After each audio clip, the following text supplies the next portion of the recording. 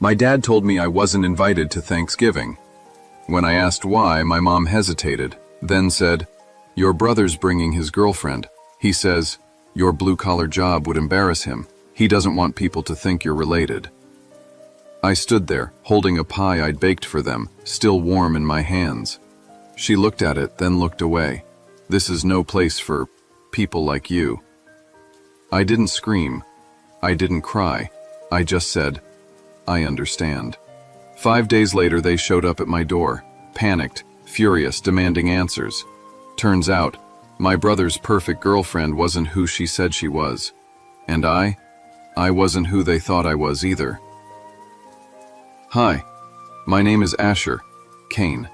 I used to think silence was the safest place to live, that if I stayed quiet, maybe they'd leave me a little dignity. But what they took instead was everything else.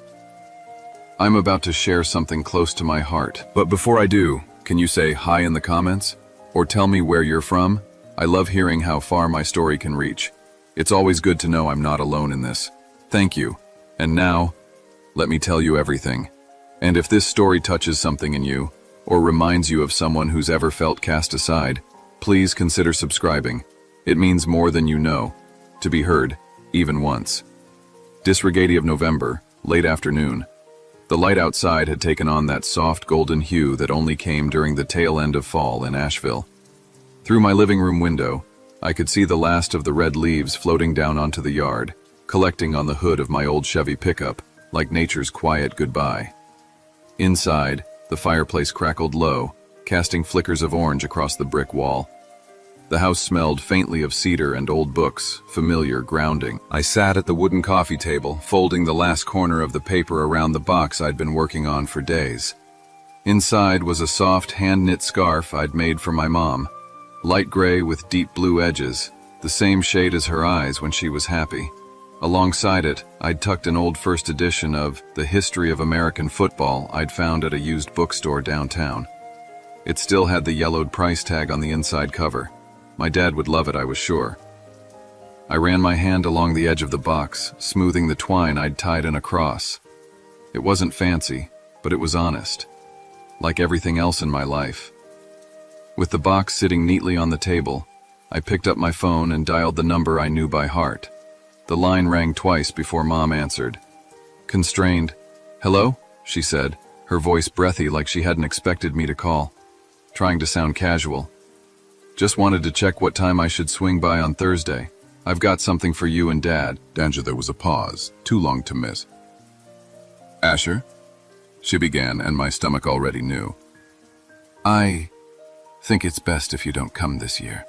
Silence clamped around me like cold steel. "Is everything okay?" I asked slowly. "It's just... Gideon wants the dinner to go smoothly. It's important to him. He's introducing someone special and..." I waited. She sighed. "He said he didn't want you there. Said your line of work doesn't exactly fit the image.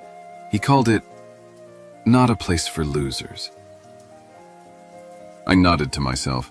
My voice came out steady, far steadier than I felt. "I understand." "I'm sorry," she whispered, but I could tell she wasn't sorry for what had been said, only that I'd heard it. I ended the call. The room suddenly felt colder. I stared at the box on the table. The twine looked too neat, too optimistic now. I reached for my coffee mug and took a sip. Black. Bitter. Still warm. Outside, the last red leaf on the maple branch fluttered, then let go. As I sat down on the edge of the couch and looked at the fire, now a dim bed of embers. There was no anger, just a still ache settling in my chest, the kind that made you wish you hadn't hoped in the first place. I took a walk the next morning, boots crunching over a path of half-frozen leaves behind my house. The trail led into the woods, the same stretch of trees I used to wander as a kid when the world inside the house felt too loud, too sharp. There was a hill behind the old barn. At the top stood a gnarled apple tree, long since overgrown but still standing. I hadn't been up there in years. I stopped at the base of it now, shoving my hands into the pockets of my flannel. The bark was cracked, the branches half bare. A single bruised apple lay in the grass near the roots. When we were kids, Gideon and I used to climb this very tree. He was always faster, bolder, louder. He'd reach the best apples at the top while I waited below, picking through the ones that had already fallen. I'd tell myself they tasted just as sweet, but I knew they didn't. It had always been like that. Gideon got the new clothes, the private music lessons, the robotics camp one summer while I stayed home and helped Dad repaint the fence. Mom used to say, "He's got potential, that one. You can't teach charm like that." Then she'd turn to me and ask, "Why don't you try something bigger, Asher? Don't you want more?" And Dad, he didn't say much, but he didn't need to. The look he gave me the day I said I wanted to be a plumber said it all. Disappointment cloaked in polite silence. But I stuck with it. I went to trade school, I got my license, I built my own client list.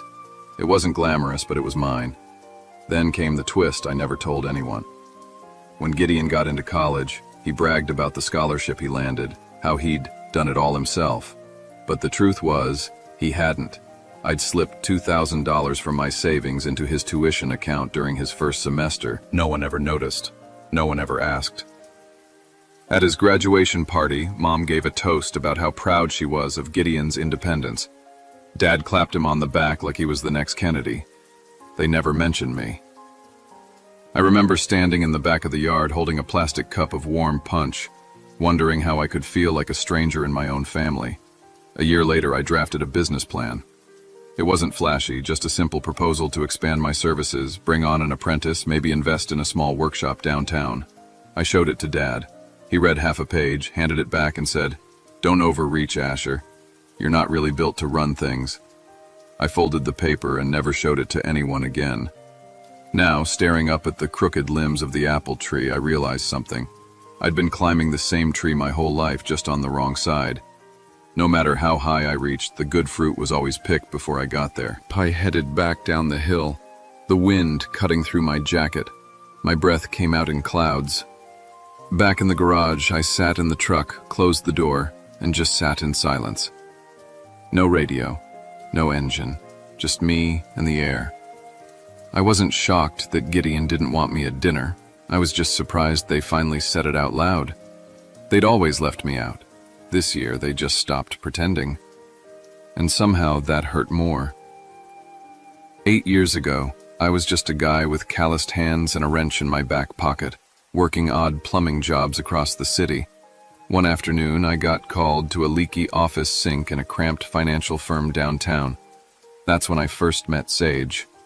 She was wearing glasses too big for her face, her hair in a loose braid, flipping through a spreadsheet.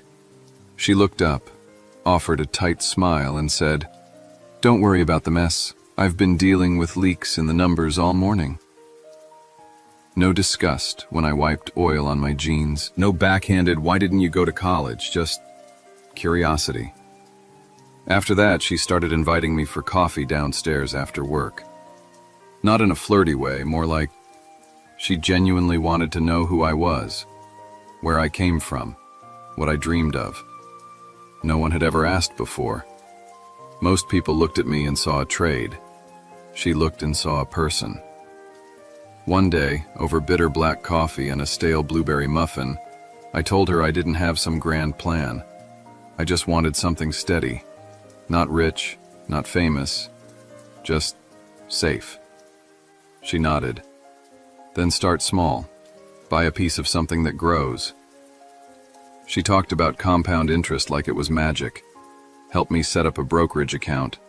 Walked me through ETFs, REITs, the S&P 500. She told me not to check it every day. Just water it like a plant and leave it alone. So I did. I started with $300, then $500.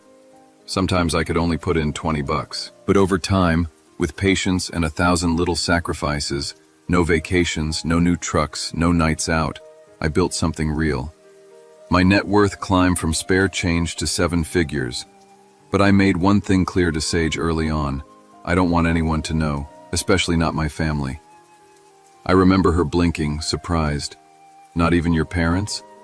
Undermine not them, I said. They only ask about money when they think it's their business. She didn't press, just nodded. Okay, it's our secret. And she kept it, for years. Until a month before Thanksgiving. I was scrolling mindlessly on my phone during lunch break when I saw it. Sage and Gideon, dressed to the nines, seated in a plush booth at Ponce's Steakhouse. A place I could afford now, but never set foot in. She was laughing at something he said. His hand rested on the small of her back. The photo was tagged by Clara, my sister, who always had a flair for performance. I stared at it for a long time. Was it betrayal? Not quite. We weren't dating. We never had been. But it hit me like a punch to the chest. Not because I was jealous, okay, maybe a little, but because Gideon had a way of unearthing secrets, and Sage knew mine. I spent days battling it internally. Should I text her? Ask what was going on? Should I cut her off entirely or pretend I didn't care? But every time I almost hit send, I'd remember her voice, low and steady. Asher, now you don't have to prove anything. Your value isn't in your shoes or your job title. I said nothing, just waited. I pulled out the worn notebook where I tracked every deposit and dividend. Flipping through it felt like reading a journal of my past 8 years, every number a milestone I never shared with anyone. The next time I saw her, a week before the holiday, we didn't talk about the photo. She smiled at me like she always had, but something sat heavy between us. And couldn't stop thinking. If she stood beside Gideon now, what side would she choose? Thanksgiving night, I sat in my tiny apartment with the fireplace flickering low and a mug of black coffee cooling in my hands.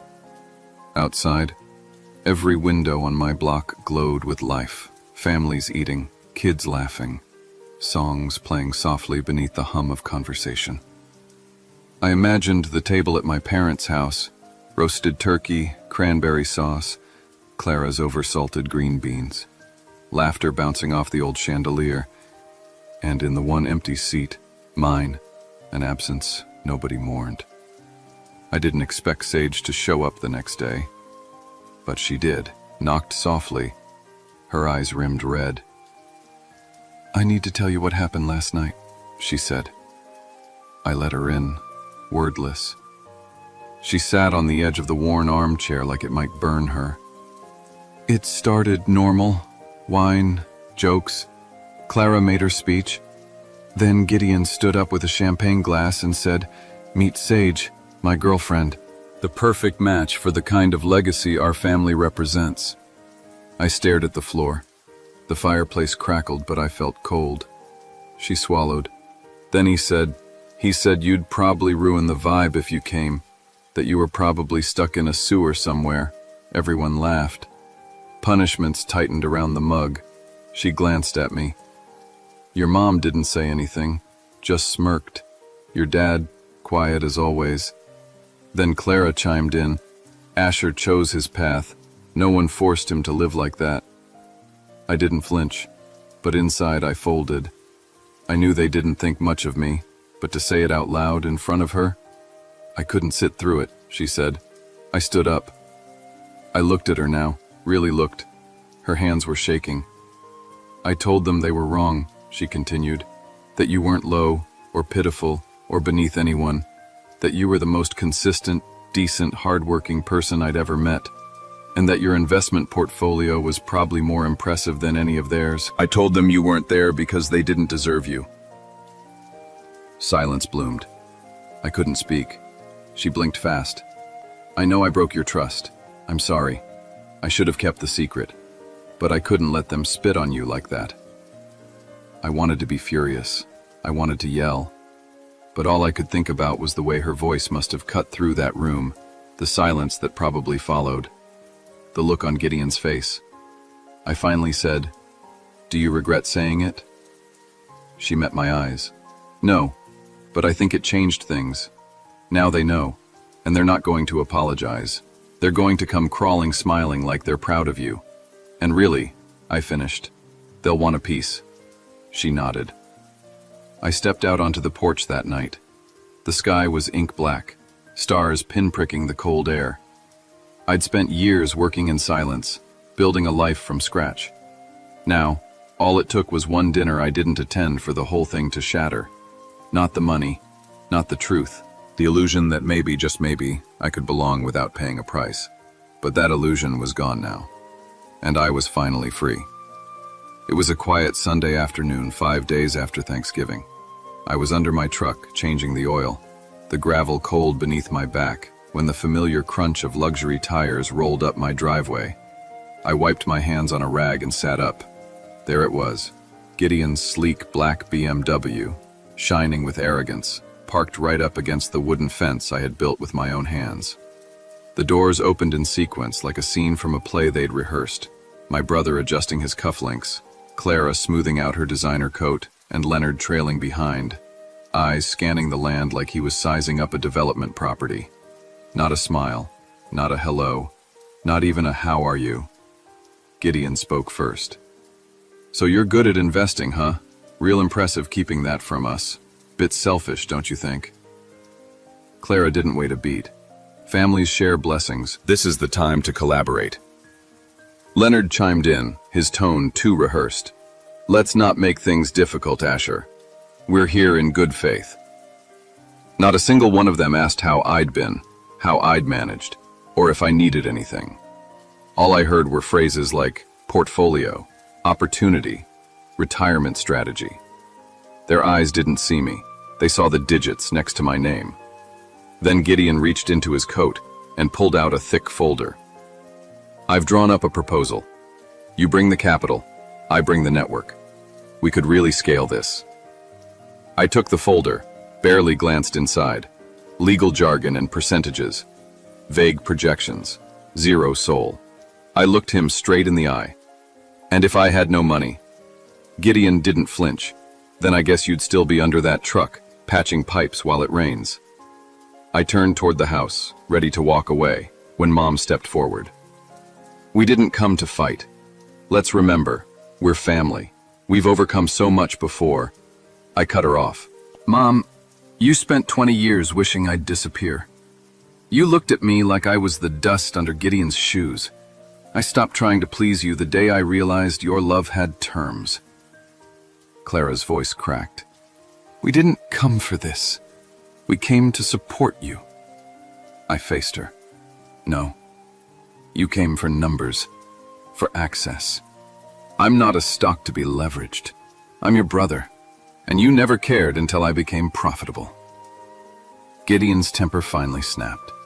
Don't be a fool. You think you're invincible now? Keep pushing us, and you'll find out what it feels like when the whole world stops believing in you. Leonard sighed, grabbed Clara's elbow. He's always been like this, he muttered as he turned to go. Clara's eyes filled with tears. You're tearing this family apart. I opened the front door and pointed to the driveway.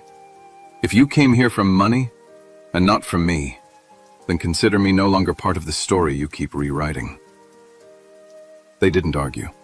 The door clicked shut behind them. Their steps faded into the gravel, replaced by a silence so thick it rang in my ears.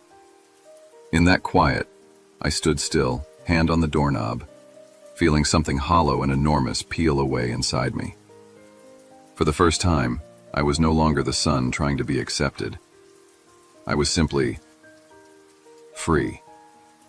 And suddenly, that freedom felt heavier than chains. 2 weeks later, I got a message from a former client. Hey Zeph, you okay? Just saw what Gideon posted. My gut clenched before I even opened the app. There it was, a long post, filled with polished outrage and curated sincerity. A photo of me in work clothes, hands smudged with grease, taken without my knowledge. Gideon's caption read, Safeguard who you trust. Some hide behind toolboxes and blue-collar charm. Not every dollar is clean. Not every brother is honest.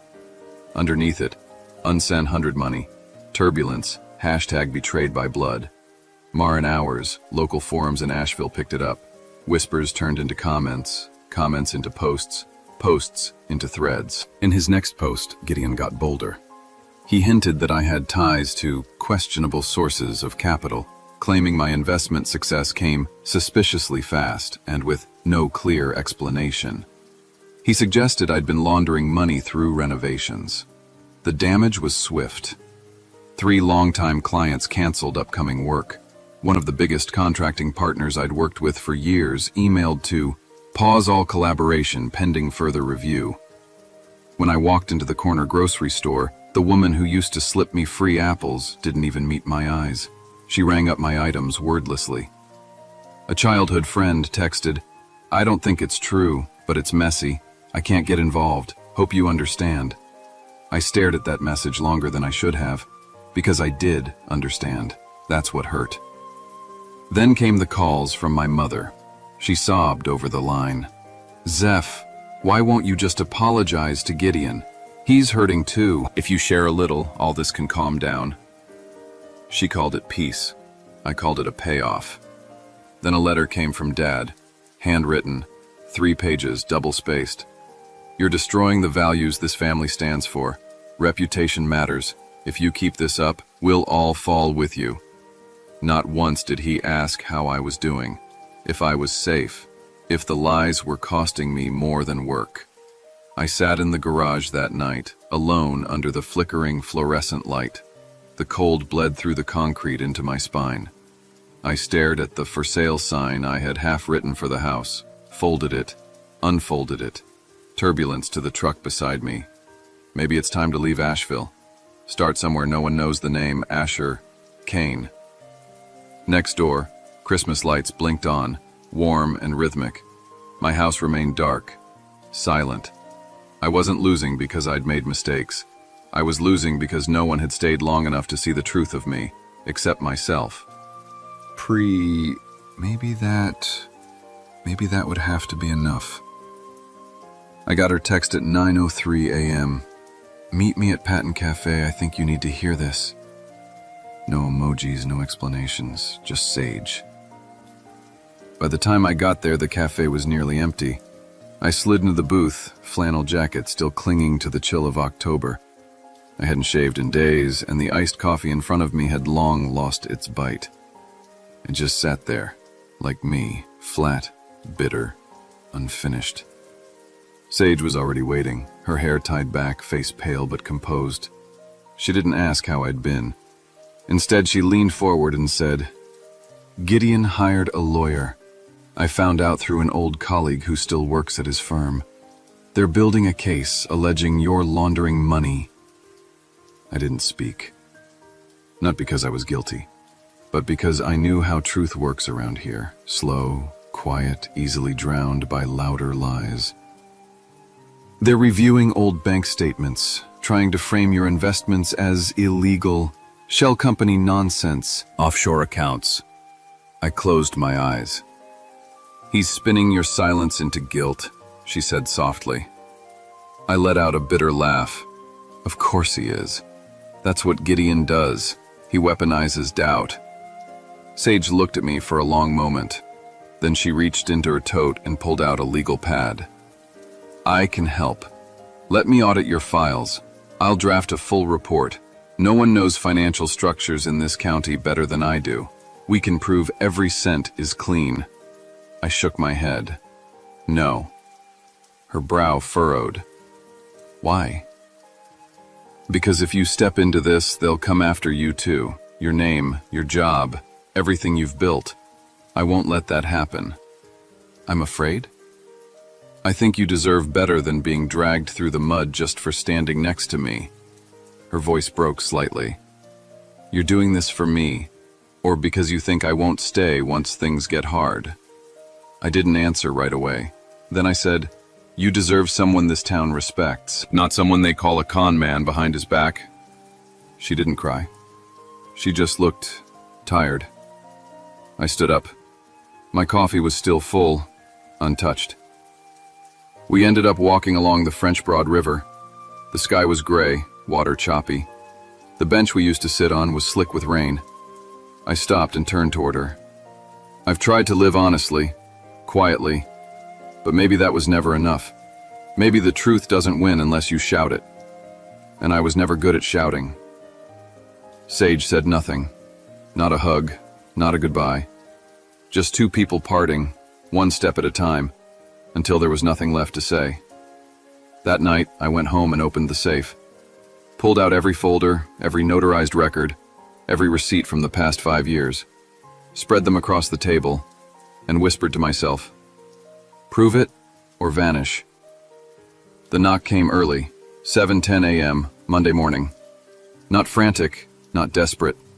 That kind of knock that tells you the person on the other side has done this before. Priye opened the door to 2 officers in uniform, eyes clear and cold. "Asher Kane?" the taller one asked. "Yes. We need to ask you a few questions regarding your assets and financial records." I nodded. "Come in." The living room was half lit by weak morning sun. Papers were still scattered across the table from last night's storm of anxiety. One officer read aloud from a printed document. "Court-authorized request to review transactions related to the Kane estate, dated within the past 6 years. Allegations of financial impropriety have been submitted." My stomach dropped. But not from guilt. From the familiar weight of knowing someone is rewriting your story without asking you first. "I have all the documents. Everything's clean," I said. "Who filed the complaint?" They didn't answer. They didn't have to. Only one man stood to gain from my ruin, and he was good at hiding behind the right hands. By evening, the story had broken, so I turned on the TV just in time to catch the end of the 6 o'clock news. And there he was, Gideon, wearing a neatly pressed shirt, tie knotted just a little too tight, sitting across from a local reporter. "I loved my brother," he said, his voice cracking. "But after everything he's done, someone has to protect our family name." I watched him force a tear, then another. "I just want the truth. I believe in forgiveness, but there has to be accountability." The comments online were a mix of rage and sympathy. Half the town called me a coward. The other half called me misunderstood. No one called to ask how I felt. I sat in the dark, surrounded by files, by years of effort and quiet dignity, now questioned by a smirking face on television. My hands trembled. Then I remembered Sage's words. "If you don't stand up and speak, they'll write the ending for you." I sat up, grabbed the folders, sorted them, numbered them, typed an email. Subject: "If you're still willing, I need you. To Sage Mitchell." I hit send. Then I zipped the documents into my leather case, locked the house behind me, and got into my truck. In the rearview mirror, the house grew smaller. Ahead, courtrooms, headlines, eyes waiting to see if I would bend or break. I adjusted the mirror, kept driving. Let them look. They were about to learn who I really was. Sage and I sat quietly in her office that morning, the air still carrying a trace of midnight. On the desk between us were neatly stacked folders, labeled and color-coded, filled with months of financial documents, bank statements, investment contracts, transaction reports, and tax invoices. She'd been up all night organizing them. "Everything's here," she said, sliding the top folder toward me. "We're going to fight this through the law. You won't go down for what someone else did." I nodded, voice barely a murmur. "Thank you for staying." Her eyes didn't soften. She wasn't doing this out of pity. Sage fought for what she believed in, and for some reason she believed in me. By noon, her legal counsel, an experienced state-level attorney with sharp instincts, had filed a counter motion with both the local court and the police department. The file included a formal request to launch an inquiry into Gideon's motives for pressing the charges against me. The real blow came with the annexed evidence.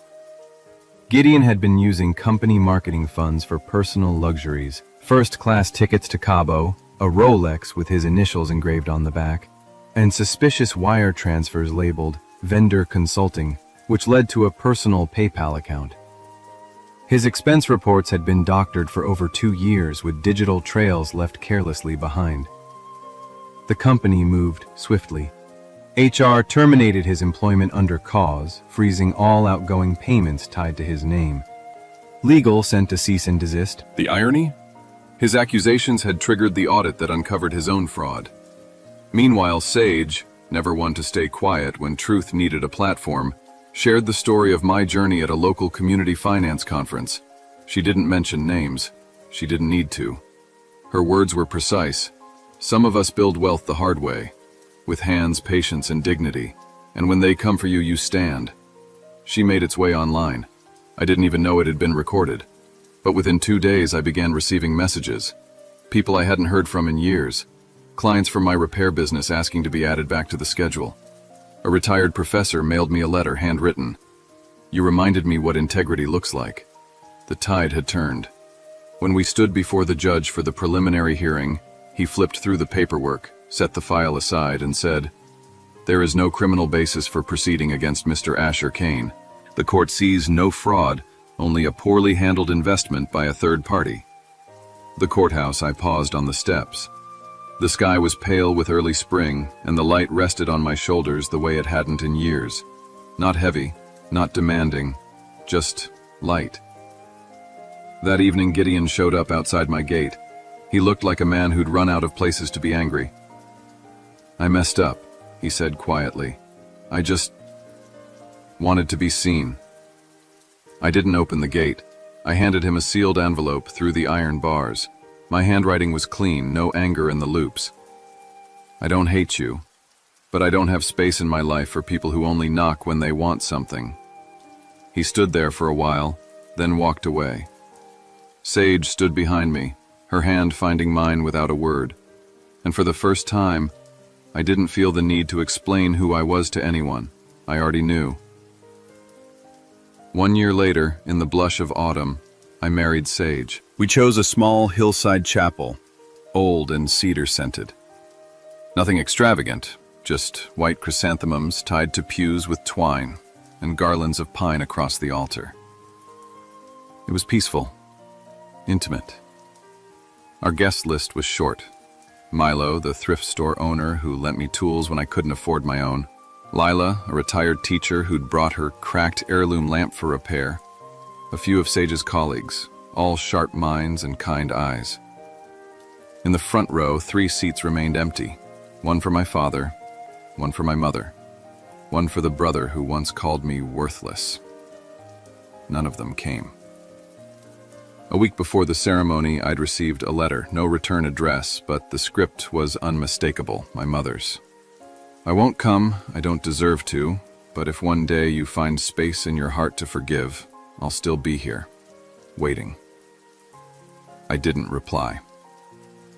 Not that I get it too. After the wedding, Sage and I moved into a modest 2-story house just outside Asheville, with a creaky porch and a small backyard. I planted an apple tree from seeds I'd saved as a boy, picked from the old tree behind my parents' house. A symbol, maybe. Or just something to tend to with my hands. I still drove my old truck, still wore flannel, still drank black coffee from a chipped mug. For the first time, there was no aching silence in my mornings, just stillness. 6 months after his court-ordered probation ended, Gideon sent a message, just one. "You were right, I lost everything, but I found myself in the rubble." I read it once. I didn't answer. Not because I held a grudge, but because I'd learned that not every relationship needs a resolution. Some truths settle best in silence. One morning, Sage and I stood by the kitchen window. The apple tree had bloomed, 5 pale pink flowers trembling in the breeze. I rested my hand on the sill and said, "You're the family I was always searching for." She smiled, leaning into my shoulder. "And you're home, Asher." No applause, no audience. Just coffee brewing in the kitchen, and the quiet certainty that we had made it to the other side, on our own terms.